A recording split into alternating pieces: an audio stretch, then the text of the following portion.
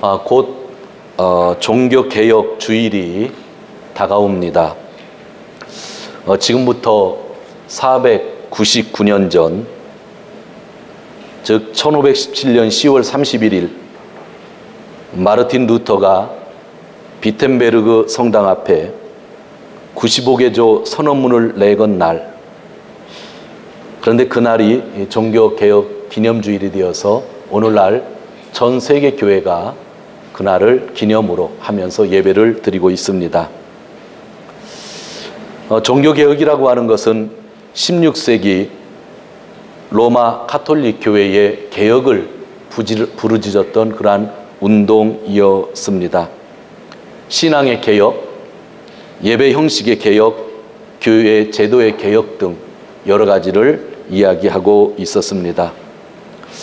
교황도 인간인데 어떻게 인간이 인간의 죄를 사할 수 있는가라고 하는 질문들을 던졌고, 예수님의 십자가 외에는 우리의 죄를 사할 수가 없고 내가 죄를 고백하지 않는 한 죄가 사해질 수 없는데 면죄부 같은 것으로 죄가 사해진다고 하는 그러한 것에 대한 의문점을 가지고 성경으로 돌아가자, 그렇게 개혁운동을 펼쳤던 것입니다.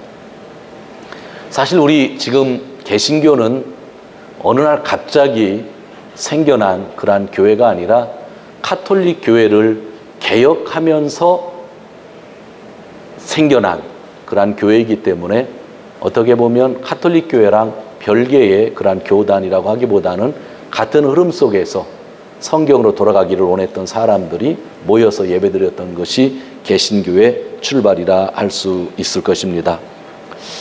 예수님이 복음을 사람들에게 맡기시고 승천하셨을 때에 그의 제자들이 사도가 되어서 전 세계에 복음을 증거하면서 초대교회가 생겼습니다. 초대교회에서는 배교, 그러니까 교회를 떠나는 거죠. 배교, 우상숭배, 살인, 간통 등의 죄를 지으면 성만찬에 참여할 수 없고 교회로부터 바로 추방이 되었습니다. 그런 생활을 하던 사람이 교회로 들어왔을 때 교회는 받아주었지만 세례를 받은 사람들이 그런 생활을 하면 바로 교회에서 추방을 했습니다. 그런데 박해를 계속 받다가 많은 사람들이 배교를 하는 일들이 생겨났습니다. 너무나 박해가 심하다 보니까 나 교회 안 다니겠다, 예수님 안 믿겠다 하는 사람들이 많이 나타나게 되었죠. 그런데 그 당시에는 무서워서 배교는 했지만 다시 돌아오고 싶은 마음이 드는 사람들이 있었을 것입니다. 그때 교회는 한 가지 방법을 연구했는데 그것이 공개적으로 죄를 고백하고 교회에서 부과하는 형벌을 받으면 다시 교회 안으로 받아들여지는 고해성사, 그것을 하게 되었다고 하는 거죠. 처음에 고해성사는 개인의 고해성사, 신부에게 찾아가서 하는 개인 고해성사가 아니라 교회 앞에서 하는 고해성사였습니다. 그러니까 배교했던 사람이 다시 후회하고 교회로 돌아올 때에 공개적으로 교회에서 죄를 고백하는 것이죠. 그런데 교회는 그 죄를 고백할 때 뭔가 부과하는 형벌이 있었습니다. 그것이 어느 땐 돈이 될 때가 많이 있었던 거죠. 어느 정도의 헌금을 하나님께 드리면 내 죄가 용서해졌다고 한다든지 하는 그러한 것들이 좀 있었습니다. 그런데 이것이 중세에 들어오면서 완전히 바뀌었습니다. 중세에서는 고해성사가 이렇게 교회 앞에서 하는 것이 아니라 개인에게 하는 것으로 바뀐 겁니다. 즉 신부에게 찾아가서 개인이 성사를 하면 되는 것으로 바뀌어졌다고 하는 것이죠. 그러면 사제가, 신부가 죄를 용서하겠다고 선언하고 하나님께 같이 기도하면 죄가 용서되었다, 그렇게 믿고 있었습니다. 그리고 중세에서는 좀 심한 것이 있었는데, 그러면 이제 죄를 고백을 안 하면 그에게 벌이 따라와야 되니까 어느 정도 기도를 해야 된다든지 어느 정도 금식을 해야 된다든지 너는 세상의 자선, 구제를 많이 해야 된다든지 그런 명령들을 주었죠. 그리고 교회에 기부를 하라고 노골적으로 요구하기도 하였던 것입니다. 그래서 개인 고해성사로 바뀌면서 가톨릭 교회는 많이 타락을 하게 되었던 거죠. 이와 같은 흐름 속에서 면죄부라고 하는 것이 생겨난 겁니다. 도미니코 수도회 출신의 요한 테젤이라고 하는 가톨릭의 부흥사는 면죄부를 사면 죽었던 부모의 영혼이 연옥에 있다가도 하늘나라에 간다라고 설교를 하고 다녔죠. 여러분, 한국에서 신앙생활 하신 분들 부흥사의 설교를 많이 들었죠. 부흥사가 한참 얘기하면 마음을 다 뺏기잖아요. 근데 집에 가서 가만히 생각하면 이게 성경에 있었던 말인가 아닌가 후회할 때도 있죠. 가톨릭에도 그런 부흥사가 있었던 것 같습니다. 그래서 면죄부를 사면 부모의 영혼이, 죽은 영혼이 하늘나라에 간다 이야기를 했죠. 감상의 호소를 하니까, 감성의 호소를 하니까 자식된 입장에서 그 돈 안 낼 사람 없죠. 여러분, 한국에서 장례식을 하면 돈이 많이 들잖아요. 왜 많이 드는지 아세요? 생혈을 메고 한 발 한 발 살해 갈 때마다 생혈꾼들 발에다가 뭐를 깔아주었죠? 돈 깔아주셨죠. 저희 선친이 돌아가셨을 때에 저희 선친은 생혈 메고 산에 올라갔습니다. 동네 사람들이. 그런데 산에 거의 올라갔는데 빨리 가서 무덤도 파놨으니까 거기다 안장을 해야 되는데 생혈꾼들이 안 가는 거예요. 가족들 다 나오라 하더니 가는 길마다 한 장씩 돈을 깔으라고 하니까 돈을 밟으면서 산에 올라가더라고요. 여러분들 옛날 시골에서 많이들 보았을 것입니다. 그렇게 하면 부모가 좋은 데 간다고 하는 그런 이야기를 한다든지. 그런데요, 자식된 입장에서 그런 말 들으면요, 안 내놓을 수가 없는 겁니다. 이러한 일들이 가톨릭 교회가 있었고, 이러한 일 가운데 면죄부가 생기면서 로마 교황청이 베드로 성당, 지금 로마에 있는 베드로 성당을 지으면서 돈이 부족하니까 아주 적극적으로 면죄부를 추천하기 시작했고, 각 교회에서 면죄부를 팔아 그 돈을 로마 교황청에 바치기 시작했던 것입니다. 루터는 이러한 면죄부의 거래, 또 교황청의 수입원이었던 이런 개인의 고해 성사의 문자점을 논박하며, 또 교황의 권위도 그는 인정하지 않으며 로마 가톨릭 교회를 유지하던 기존 질서에 대해서 항거했죠. 그것이 종교개혁의 시작입니다. 프로테스탄트라고 하는 뜻은 항거하다, 반항하다라고 하는 그런 뜻입니다. 그러니까 기존 질서에 대해서 반항하면서, 기존 질서에 대해서 반대하면서 성경으로 돌아가려고 노력했던 교회가 지금의 우리들의 교회, 프로테스탄트 교회입니다. 그런데 저는 이 말씀을 여러분들에게 이야기하면서 과연 현대판 고해 성사가 우리 교회들에게는 없는지 한번 생각해 보았습니다. 일주일의 삶을 살면서 하나님이 원하지 않는 자리에서 돈을 실컷 벌고 난 다음에 마음이 찔리니까 주일 예배는 나와서 드리면서, 마음이 찔리니까 그 누구보다도 헌금 많이 하면서, 눈물을 흘리면서 다시 세상에 나아가서는 하나님이 원하지 않는 자리에서 있는 사람들이 얼마나 많이 있는지, 목회자들이라고 하는 사람들이 그런 사람들을 이용하는 경우도 있는 것들을 우리는 종종 보게 됩니다. 세례받고 난 후에 죄에 대하여 어떻게 처리할까? 그것은 당연한 고민이죠.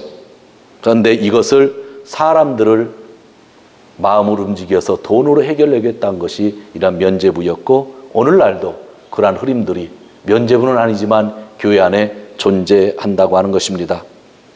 루터는 이러한 죄에 대한 문제들, 돈과 교권의 권위에 대한 개혁을 주장했습니다. 루터보다 20년 정도 늦게 종교개혁 운동에 참여한 사람이 있었는데 장로교의 창시자인 장 칼뱅입니다. 칼뱅은 1537년 1월 제네바 의회에서 교회의 개혁안을 내놓게 되죠. 그런 네 가지를 이야기합니다. 성만찬, 공중예배에서의 찬양, 그리고 어린이의 종교교육, 그 다음에 결혼이었습니다. 성만찬은 가급적으로 자주 집행하는 것이 좋으나 현재적인 형편으로는 한 달에 한 번씩은 행하는 것이 좋다, 그렇게 이야기를 했고, 주님의 몸을 더럽히는 자들은 성만찬에 참여할 수 없다라고 그렇게 얘기를 했습니다. 회중에게는 시편 찬송을 적극적으로 권장하자고 그렇게 제안을 했습니다. 그리고 어린이들에게 순수한 교리를 가르치기 위하여 간략한 신앙 고백이나 요리 문답을 작성해서 목회자가 가르쳐야 된다고 그렇게 이야기를 했습니다. 그리고 결혼은 지금까지 비성경적인 교황청의 법에 의하여 이루어졌으므로 하나님 말씀에 일치하는 새로운 규정이 교회 안에 있어야 된다고 얘기했습니다. 여러분 도저히 이해할 수 없겠지만 루터가 살던 시대에는 성경이 라틴어였고 성도님들이 성경을 한 번도 볼 수가 없었고 라틴어로 된 성경은 신부들만 읽을 수 있었습니다. 그러니 당연히 아이들에게 성경을 가르친다는 건 말이 안 됐죠. 캘뱅은 아이들에게도 하나님 말씀을 가르쳐야 된다고 교회 개혁안을 내놓았던 거죠.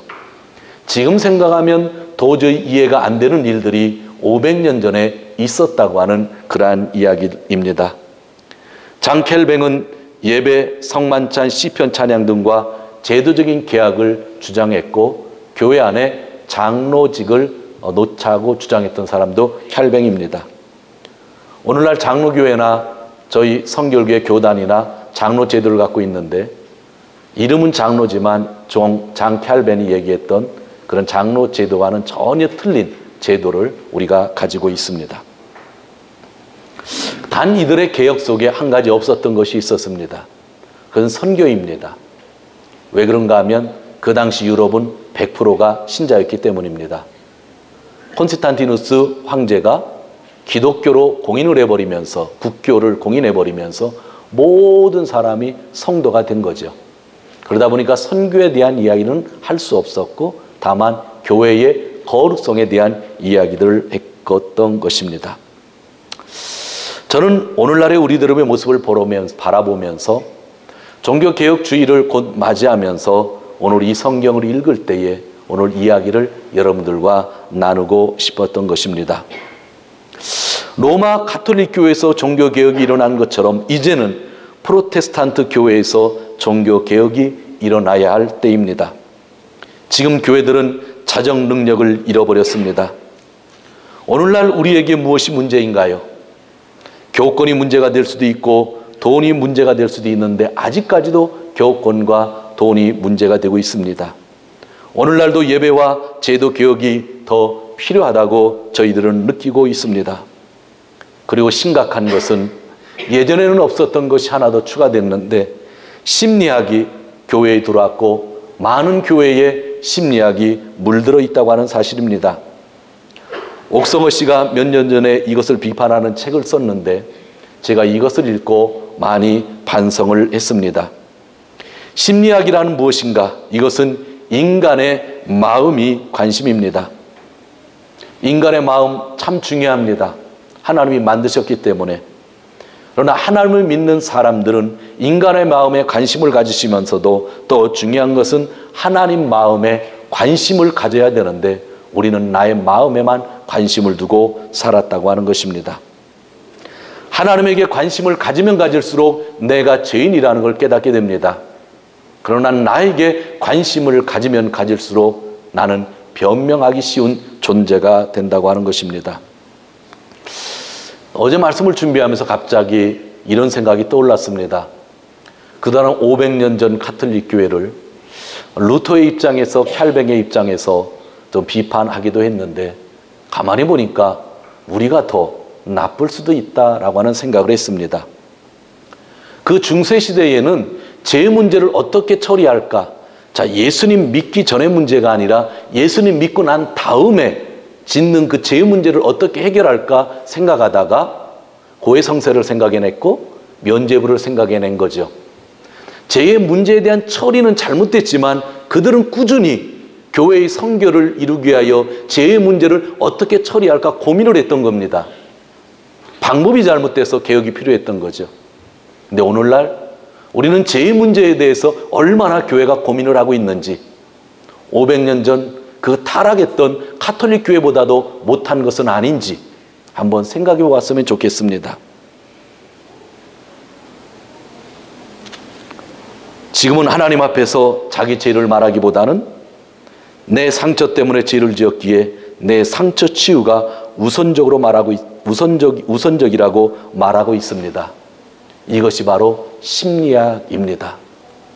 옛날에 죄가 되었던 것은 오늘날 잘못이라고 하고, 사람을 찔러서 죽이고도 그 사람이 옛날에 상처를 많이 받았기 때문에 그렇다고, 그건 틀린 말은 아니지만 성도들 너무 쉽게 그렇게 판단하고 넘어간다고 하는 이야기죠.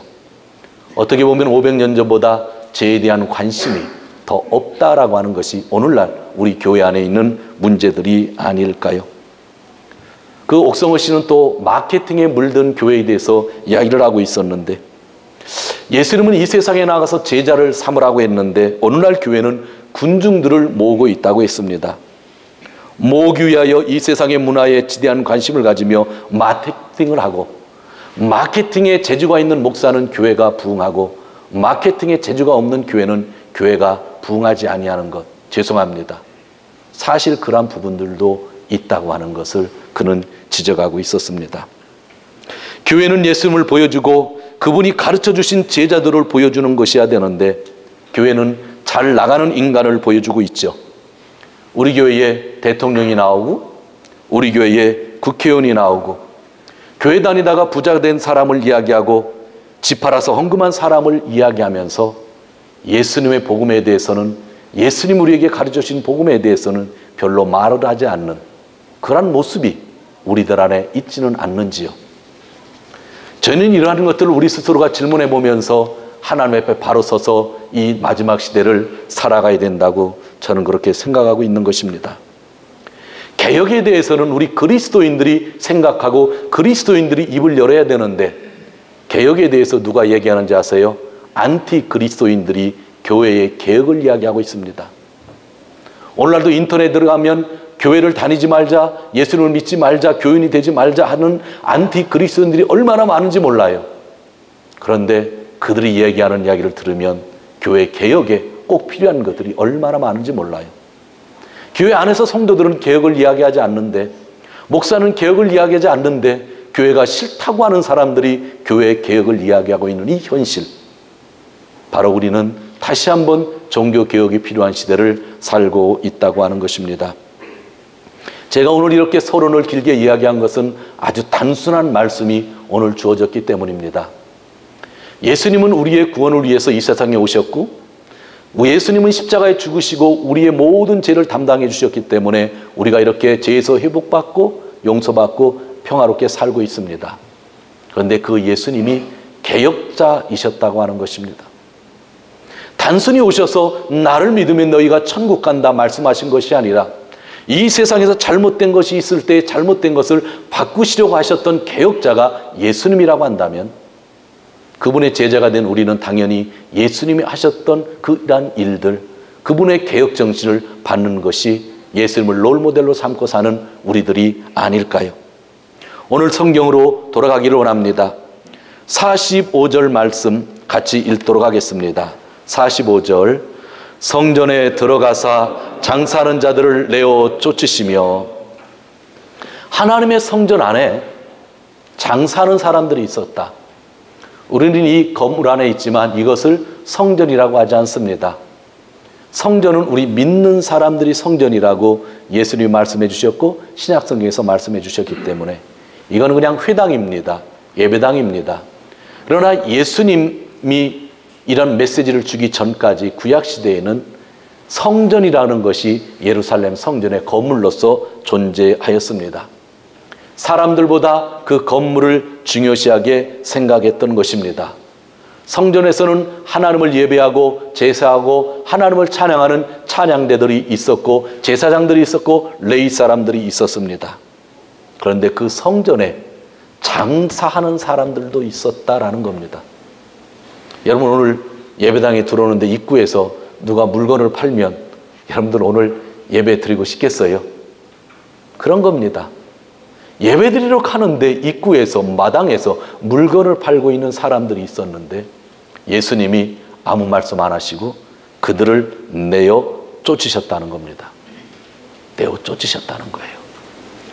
바로 개혁 정신이 있었던 바로 예수님을 우리가 보고 있는 겁니다. 그곳에 왜 장사꾼이 있었을까요? 이스라엘 사람들은 3번의 명절이 되면 전국에 있는 사람들이 전부 예루살렘으로 올라갑니다. 성전에서 예배하기 위하여. 예수님이 지금 올라가는 때는 유월절이라고 하는 절기였습니다. 그런데 갈릴리에 살던 사람이 성전에 가서 제사를 드리려고 하면 소나 양을 끌고 가야 됩니다. 유월절이라고 한다면 양을 끌고 가야 됩니다. 근데 양을 끌고 가는 동안에 양이 죽을 수도 있고 흠이 날 수도 있고 양 끌고 가면 귀찮으니까 어떻게 하냐면 돈을 가지고 가는 겁니다. 그러면 그 돈을 가지고 온 사람들에게 성전뜰에서 뭐를 팔아요? 양을 파는 거예요. 그래서 장사꾼들이 있는 거예요. 그러니까 우리가 예배드리기 편리하기 위해서 장사꾼들이 있는 거죠. 근데 성전에서 장사를 하려면 누구의 허락을 받아야 돼요? 제사장의 허락을 받아야 되죠. 그럼 제사장이 누구나 와도 좋다고 하겠어요? 아니죠. 선별을 하겠죠. 선별을 하면 무슨 일이 일어날까요? 돈이 왔다 갔다 하겠죠. 제사장에게 돈을 준 사람만 성전에서 장사를 할 수 있었던 거죠. 또 한 가지, 유월절 양을 드릴 때 흠 있는 양을 드리면 안 됐습니다. 그런데 내가 잘 데리고 왔는데 양을 검사하다가 제사장이나 레위 사람들이 이건 흠이 있으니까 안 돼 하면 양을 다시 갖고 와야 되죠. 그런데 성전 안에 있었던 장사꾼들에게 양을 사면 좀 지저분 양이라도 제사장들이 그냥 통과를 시켜주는 거죠. 이거는 역사적으로 그대로 그 당시에 있었던 사실들입니다. 그래서 유월절이라고 하는 우리가 출애굽에서 구원받은 날 하나님께 감사하고 찬양하는 일주일의 절기인데 사실은 하나님께 예배하는 것이 관심이 아니라 장사꾼들이 어떻게 하면 돈을 벌을까? 제사장들은 어떻게 내가 요번에 뒤에서 뒷돈을 많이 가질까라고 하는 생각을 하게 되었던 거죠. 예수님은 유월절 기간에 성전에 들어가서 장사하는 사람을 먼저 내어 쫓으신 겁니다. 그러면서 이 성전은 기도하는 집이다, 예배하는 집이다 선언을 하셨던 것이죠. 이것이 개혁이라고 하는 것입니다. 오늘날 우리 교회 안에서 진짜 이러한 모습들, 진짜 이렇게 지저분한 모습들은 없지만 꾸준히 생각하면서 이 기도하는 집이라고 하는, 예배하는 집이라고 하는 이 명령, 이것들을 잃어버리면 우리가 온전한 신앙을 가질 수 없는 겁니다. 우리 공동체 안에서는 인간의 목적이, 존재 목적이 예배이니까 예배를 드려야 되죠. 이 예배를 드리다 보면 하나님 마음을 알게 되는데 그 하나님의 마음과 뜻은 선교와 구제에 있으니까 세상에 나가서 선교와 구제를 해야 되겠죠. 그런데 이 하나님의 마음을 깨닫지 못할 때가 있어서 교회 안에서 말씀으로 양육과 훈련을 받아야 되겠죠. 예배, 구제와 선교, 양육과 말씀, 이 세 가지가 이루어지는 것이 공동체라고 하는 그러한 이야기입니다. 46절에 보면 분명히 내 집은 기도하는 집이라 그렇게 말씀하고 있었습니다. 47절 다시 읽도록 합니다. 47절 예수께서 날마다 성전에서 가르치시니 대제사장들과 서기관들과 백성의 두목들이 그를 죽이려고 꾀하매. 가르치셨다는 겁니다. 그것도 매일 가르치셨다는 겁니다. 성전은 말씀을 가르치고 배우는 곳입니다. 교회 공동체는 말씀이 선포되어지고 말씀을 배우고 말씀을 나누는 것이 교회 공동체입니다. 구약시대에 율법의 책 두루마기로 존재했는데 이것을 가지고 있었던 사람들은 성도들이 아니었죠. 백성들이 아니라 누가 가지고 있었냐면 제사장들이 가지고 있었습니다. 그래서 하나님은 제사장들에게 하나님의 말씀을 잘 가르치라고 그랬죠. 그런데 제사장들은 이 율법책을 가지고 성도들을 가르치지 않고 제사에만 몰두했습니다. 여러분, 제가 노골적으로 한번 얘기해 볼까요? 왜 그런지 아세요? 율법에 보면은요, 제사를 드릴 때에 번제는 전부 태워드리는 겁니다. 그런데 화목제나 어떻게 드려요? 화목제는 내장만 빼서 드리고 고기는 드린 사람과 제사장이 나누죠. 속죄제 같은 거 제사장의 목이 있죠. 사람들이 소를 끌고 오고 양을 끌고 와서 하나님께 제사를 드리면 제사장은 힘들지만 자기 목이 오는 겁니다. 성경에서 제사장 목이라고 딱 써 있어요. 많이 오면 올수록 좋은 거죠. 그런데요, 하나님은 제사장들에게 제사만 드리라고 말씀한 게 아니라 율법책을 주시고 백성들을 잘 가르치라고 그랬는데 율법을 가르치지 않았어요. 성경에 보면 율법 가르치면 돈 주라는 말이 없습니다. 그런데 사명이기 때문이죠. 그래서 율법책은 창고에 쌓아뒀는데 대가 지나다 보니까 율법책이 어디 있는지 그 다음 제사장들도 모르고 백성들도 말씀을 가르친 적이 없었는데 요시야 왕이 성전이 너무 더러우니까 성전 수리하다가 창고 저 끝에서 성경을 하나 발견하고 읽게 되고 회개하고 또 예배드리는 삶을 살잖아요. 그게 구약 성서 시대의 사람들이었다고 하는 거죠. 제사도 좋지만 하나님 앞에서 말씀을 배우는 것이 얼마나 중요한 건지를 성경은 이미 이야기하고 있는데 우리는 한 번 모이는 예배로 만족할 때가 너무 많다고 하는 거죠. 한국에 1000명 모이는 대형 교회들이 있고 10,000명 모이는 교회가 있는데 여러분 예배 드려보셨어요? 너무 좋아요. 교회가 크면은요 분위기 좋더라고요. 성가대가 있는데 오케스트라도 있고 어느 땐 그 음악이 얼마나 좋은지 몰라요. 너무 좋아요. 찬양도 같이 불러주고 기도도 하고 옆에 보면 다 좋은 사람 같고 그래요. 그런데 1만 명이 모이는 사람들이 과연 그 주일 예배 1시간 외에 하나님의 말씀을 그 공동체 안에서 얼마나 나누고 배우고 가르치는지 잘하는 교회도 많이 있어요. 그래서 그렇게 성장한 교회도 있지만 또 의외로 그것이 안 되는 교회도 있으리라고 생각합니다. 우리는 천지를 지으신 하나님을 내 경험으로 알게 된 것이 아니라 성경 말씀을 통해서 알게 되고 믿게 된 겁니다. 우리는 예수님의 십자가와 그 속죄 그리고 부활을 목사의 설교를 통해서 알게 된 것이 아니라 여러분의 꿈과 환상을 통해서 알게 된 것이 아니라 오직 말씀을 통하여 알게 되고 믿게 된 겁니다. 성령의 보증하심과 인도하심을 40일 금식하며 깨달은 것이 아니라 오직 성경 말씀을 통하여 깨달은 것입니다. 우리는 천국과 지옥을 보지 못했습니다. 그러나 천국 갈 확신을 어떻게 할 수 있나요? 성경 말씀을 통하여 그 사실을 믿고 있는 것입니다. 어떤 신앙인이 참인지 거짓인지 우리는 어떻게 알 수 있을까요? 저 교회가 이단인지 아닌지 우리는 어떻게 할 수 있을까요? 말씀을 통해서 알 수 있는 것입니다. 오늘 말씀을 정리하려고 합니다. 마지막에 저는 여러분들과 함께 하나님의 말씀으로 축복을 생각하면서 감사하면서 말씀을 나누기를 원합니다. 48절입니다. 같이 읽겠습니다. 백성이 다 그에게서 귀를 기울여 들으므로 어찌할 방침을 찾지 못하니라. 어제 이 말씀을 준비하면서요, 개혁에 대한 이야기를 하면 또 괜히 성도님들 마음에 그 무거운 짐 주는 것 같아서 이거 어떻게 해야 되나 고민도 했어요. 근데 종교개혁주일이 다가오니까 이 말씀을 나누고 싶었어요. 그런데 예수님이 성전에서 장사꾼들을 다 내어 쫓으니까 얼마나 화가 났겠어요. 특히 제사장들이. 그죠? 너무 화가 났겠잖아요. 그런데 또 오늘 47절에 보니까 누구예요? 서기관들과 백성의 두목들 제사장들이 예수님을 뭐 하려고 그랬어요? 죽이려고 했다고 하잖아요. 그런데 48절이 너무나 통쾌했어요.